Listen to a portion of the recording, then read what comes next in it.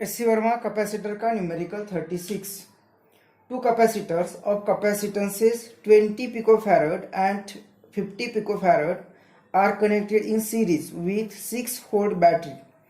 Find, तो ए और B part करने हैं. तो ए पार्ट में कहा है the potential difference across each capacitor.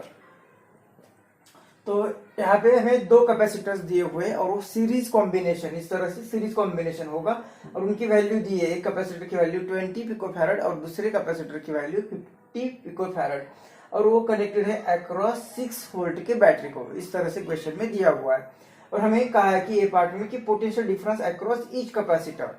तो ये जो ईच कैपेसिटर मतलब ये जो 6 वोल्ट यहाँ पे तो प्लस 6 वोल्ट होगा और यहाँ पे 0 होगा, लेकिन इनके बीच इसके अक्रॉस कुछ V1 पोटेंशियल होगा यहाँ तक और इस कैपेसिटर के अक्रॉस कुछ V2 कैपेसिटर होगा, सॉरी वोल्ट होगा. ये हमें फाइंड करना है. ये पोटेंशियल डिफरेंस हमें फाइंड करना है. तो V इज इक्वल टू क्या होता है Q upon C. V is equal to होता है Q अपॉन C. तो हमें V1 फाइंड करना है तो ये करना पड़ेगा Q अपॉन C1. अभी Q चार्ज ये सीरीज में है तो दोनों में से सेम ही चार्ज फ्लो होने वाला है. मतलब जो बैटरी से चार्ज आने वाला है वही चार्ज यहाँ से फ्लो होने वाला है. और बैटरी से जो चार्ज आता है वो फाइंड करने के लिए हम Q इज इक्वल टू लिखते C equivalent into V. Battery से जो चार्ज फ्लो होता है वो चार्ज फाइंड करने के लिए C इक्विवेलेंट इंटू V. अब C इक्विवेलेंट तो यहाँ पे सिस्टम का इक्विवेलेंट कैपेसिटेंस, तो दो कैपेसिटर यहाँ पे सीरीज में है तो उनका इक्विवेलेंट कैपेसिटर फाइंड करना पड़ेगा. तो C इक्विवेलेंट तो सीरीज में होते तो ये आता है C1 into C2 divided by C1 plus C2. ये कहाँ से आता है तो इस सीरीज में फॉर्मूला है कि C equivalent is equal to 1 upon C1 plus 1 upon C2. तो इसे कैलकुलेट करने के बाद ये आता है, इसका इनवर्स लेना पड़ेगा. तो C इक्विवेलेंट मिलेगा तो और इससे V मल्टीप्लाई करेंगे तो Q मिलेगा. मतलब Q is equal to C, direct भी लिख देते, ठीक है. तो अभी यहाँ पे C इक्विवेलेंट फाइंड करते. तो ये 20 पिकोफैरड और ये 50 पिकोफैरड. पिकोफैरड मतलब 10⁻12 फैरड और इसके लिए भी 10⁻12, मतलब दोनों के लिए 10⁻12 और divided by C1 plus C2 मतलब ये 20 प्लस 50 मतलब ये 70 पिकोफैरड मतलब 10⁻12. तो ये इसके लिए चला जाएगा और ये C इक्विवेलेंट रहेगा ये 1000, ये 0 इसके लिए गया तो 100/7 इंटू 10⁻12. C इक्विवेलेंट हमें Q फाइंड चाहिए था, मतलब जो आ गया इसे V से मल्टीप्लाई करेंगे तो Q इज इक्वल टू जो आ गया उसे मतलब C इक्विवेलेंट से V से मल्टीप्लाई करेंगे और V की वैल्यू 6. तो Q मिल गया. अब हमें फाइंड करना है V1. तो V1 is equal to Q की वैल्यू पुट करेंगे तो 6 इंटू 100 600 डिवाइडेड बाय 7 इंटू 10⁻12. ये आ गई Q की वैल्यू डिवाइडेड बाय C1 की वैल्यू. तो इसके अक्रॉस फाइंड कर रहे तो 20 पिकोफैरड तो डिवाइडेड बाय 20. तो 7 को भी नीचे ले लेते तो ये 7 और ये 20 पिकोफैरड मतलब 10⁻12 ये आएगा. तो ये इसके लिए चला गया और ये इसके लिए चला गया. ये 2 इसे डिवाइड करेगा तो 30/7. तो V1 इज इक्वल टू 7 अगर 30 को डिवाइड करेगा तो 7 4 जा 28 डेसिमल 2 बचे 20 7 2 जा 14 6 बचे 60 तो 7 8 जा तो 4 बचे 40 लिया तो 7 5 जा 35. तो इस तरह से V1 इतना वोल्ट आ जाएगा. V1 मतलब this is the potential difference across capacitor C1. इसी तरह से potential difference across C2 find करेंगे, मतलब वो आएगा V2. और ये V2 कितना पोटेंशियल डिफरेंस है तो यहाँ पे V2 आएगा Q अपॉन C2. तो ये V2 is equal to Q की वैल्यू अभी हमने यहाँ पे फाइंड की है. ये आई है 600 इंटू 10⁻12/7. ये आ गए Q की वैल्यू. अब C2 एक कैपेसिटर दिया है 50 पिकोफैरड मतलब ये 50 इंटू 10⁻12. तो ये तो चला गया और ये 50 से डिवाइड करेंगे तो 5 12 मतलब 12/7, तो V2 इज इक्वल टू 12 को 7 डिवाइड करेगा तो 7 1 जा 7, तो 12 में से 7 गए तो 5, तो ये 50, तो 7 7 जा 49, मतलब ये आएगा 1 डेसिमल के बाद 7 1 जा 7। तो इतना वोल्ट पोटेंशियल डिफरेंस रहेगा अक्रॉस कैपेसिटर 2। बुक में इसका answer V1 is equal to 4.2 और ये 8, यहाँ पे 5 है तो 9 वोल्ट इस तरह से दिया हुआ है। तो बी पार्ट में कहा है कि फाइंड करना है the energy store in each capacitor.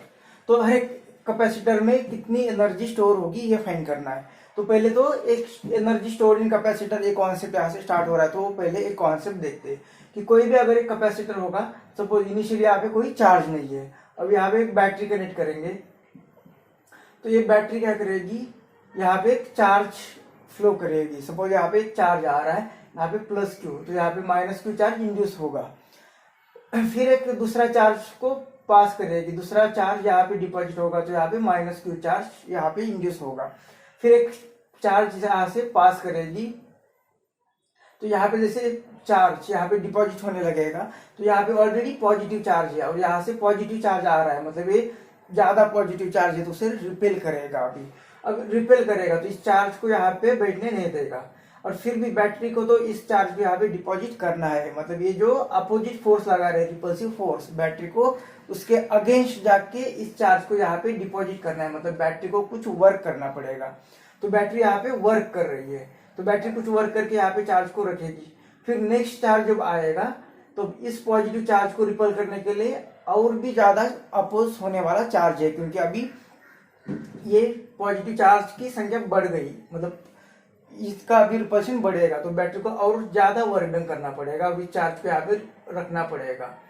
तो इस तरह से हर एक चार्ज जब आएगा तो बैटरी को ज्यादा वर्क डन करना पड़ेगा। मतलब हर कोई स्मॉल अमाउंट ऑफ चार्ज हम जो ला रहे हैं यहाँ पे, सपोज लेट से DQ चार्ज ला रहे हैं, तो इस DQ चार्ज को यहाँ पर डिपॉजिट करने के लिए बैटरी को कुछ वर्क डन करना पड़ रहा है, और हर DQ चार्ज को डिपॉजिट करने के लिए अलग अलग वर्क डन करना पड़ रहा है। मतलब हमें टोटल वर्क डन अगर फाइंड करना है, तो जो स्मॉल वर्क डन कर रहे हैं हम DQ चार्ज को डिपॉजिट करने के लिए, जो स्मॉल वर्क डन कर रहे हैं, वो स्मॉल वर्क डन का हमें इंटीग्रेशन लेना पड़ेगा। तो ये हमें टोटल वर्क डन मिलेगा यहाँ पे बैटरी जो कर रही है इसे डिपॉजिट करने के लिए, और वही जो वर्क डन होगा वो स्टोर्ड इन कैपेसिटर। तो ये जो वर्क डन होगा, अब ये वर्क डन मतलब क्या, तो हमने जैसे देखा है कि work done Q into V, तो ये स्मॉल वर्क चार्ज रखने के लिए, मतलब ये DQ चार्ज रखने के लिए DQ, और ये V। अब ये V क्या होगा, तो पोटेंशियल कब, तो ये जब भी DQ चार्ज लाएगा तो पहले जितना चार्ज है उस चार्ज के कारण, मतलब ये Q चार्ज होगा, पहले DQ ला रहे हैं और बाद में टोटल चार्ज वो कैपिटल Q से दिखा देंगे। इस तरह से अलग अलग Q है। तो जितना भी चार्ज पहले डिपॉजिट किया हुआ है कोई इंटरमीडिएट स्टेज पर, उस चार्ज के कारण जो पोटेंशियल डिफरेंस होगा वो पोटेंशियल डिफरेंस V।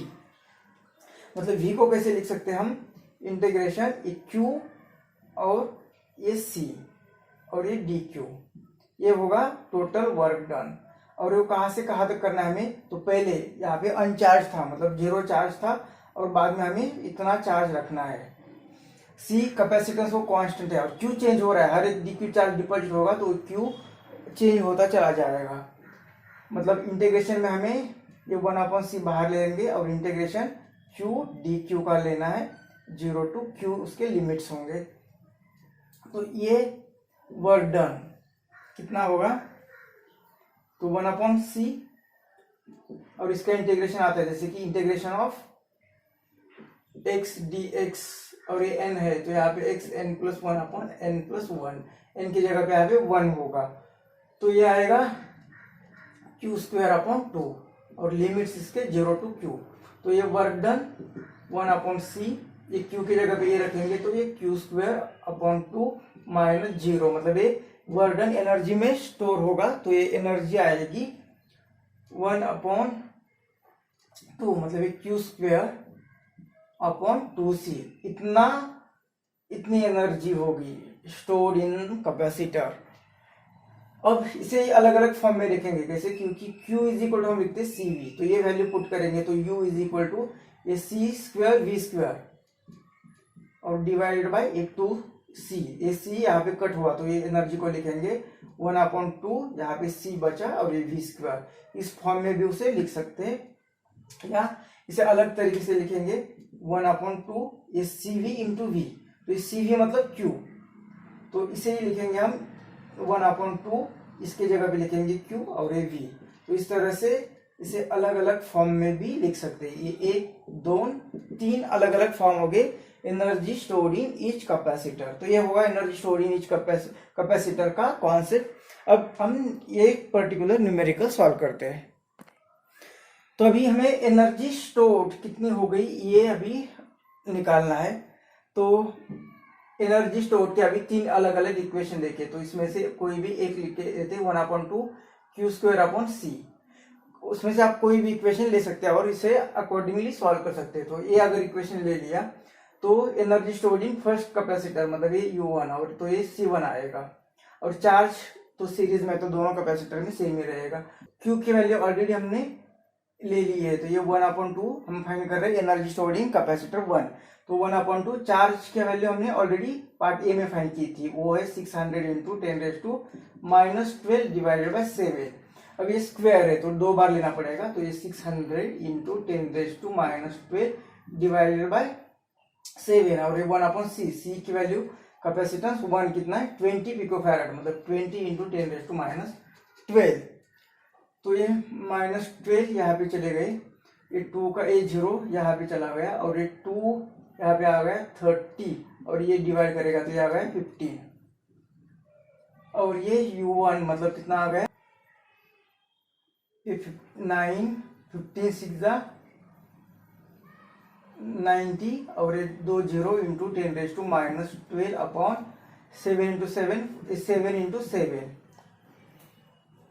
तो ये 7 से डिवाइड करेंगे तो 7 1 7 8 9 2 बचे 2, तो ये 20, तो 7 2 14, तो ये 6, तो ये 0 ले लिया 60, 7 8 56, तो ये 4 और ये 0 ले लिया 40, 7 3 7 4 7 5 35, तो 50 रहा, तो डेसिमल और ये 50, 7 7 49। अब ये दूसरा 7 से डिवाइड करेगा तो V1 इज इक्वल टू ये 7 डिवाइड करेगा तो 7 1 7, तो 12 में से 7 गए 5, ये 58, ये 7 8 56 2, फिर ये 5 7 3 21 4 और ये 7 तो इतने इंटू 10⁻12 और यहाँ पे भी इतने रहेगा, मतलब ये रहेगा V1 is equal to 184 into 10⁻12 joule. तो इसे हम लिख सकते हैं V1 is equal to 184 pico joule. अब इसी तरह से हमें energy stored in capacitor 2 find करनी है, तो ये V2 इज इक्वल टू अभी हमने इसमें से एनर्जी कैसे फाइंड करनी है वो देख लिया, तो यहाँ पे सिर्फ अभी कैलकुलेशन करते हैं, समझ में तो आ गया है। तो ये Q square upon C U2 मतलब ये C2, तो यहाँ पे 1/2 Q की वैल्यू अभी पार्ट 1 में जो फाइंड की थी 600 इंटू 10⁻12 डिवाइडेड बाय 7 और स्क्वायर, तो और डिवाइडेड बाय C2 की वैल्यू 50 पिकोफैराड, तो 1/50 इंटू 10⁻12, तो ये इसके साथ चले गए और ये 5 इसके साथ और 5 12 और ये 2 के कारण ये 6, तो ये U2 कितना आएगा ये 6 और ये 6 36 100 और इंटू 10⁻12 12 और ये गया ये यहाँ पे डिवाइडेड बाय 7 इंटू 7, तो ये U2 इज इक्वल 7 से डिवाइड करेगा तो 7 5 जा 35, 36 से 35 गया तो 1 और 10, 7 1 जा 7 तो 3, तो ये 0 यहाँ पे ले लिया, तो 7 4 जा 28, तो 2, तो 7 2 जा पॉइंट, 7 2 जा 14, ये 6 60, 7 8 जा, और ये 7 फिर से उसे डिवाइड करेगा तो ये पोटेंशियल एनर्जी 7 7 जा 49, 51 से 49 चला गया तो ये 2, ये 24, 7 3 जा 21, ये 2 ले लिया पॉइंट देके, तो 7 4 जा 28, तो ये 4, फिर ये 8 ले लिया, 7 8 जा 7 6 जा, तो इतनी पोटेंशियल एनर्जी ये रहेगी जूल एक पिको जूल में, यहाँ पे 10⁻⁻12, तो ये रहेगी पिको जूल में।